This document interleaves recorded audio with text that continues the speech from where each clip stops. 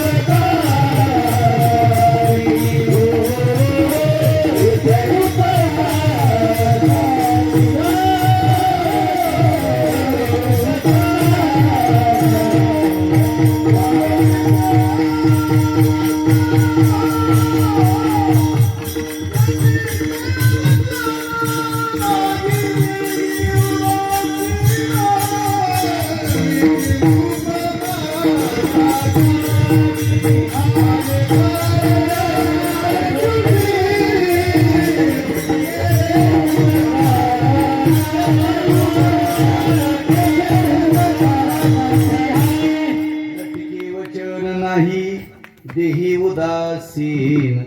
येथे उपकारासाठी आले गरजा वैकुंठी. बोलत नाही आणि देहावर उदास असतात. का देहावर उदास असतात? कारण का हे देह आमचा नाही. देह तो आणला पाताचा उसना.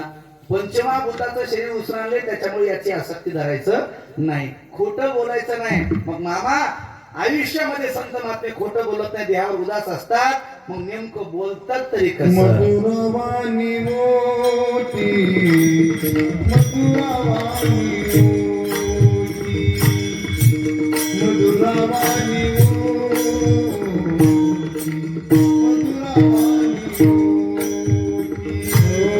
मधुरवाणी मोठी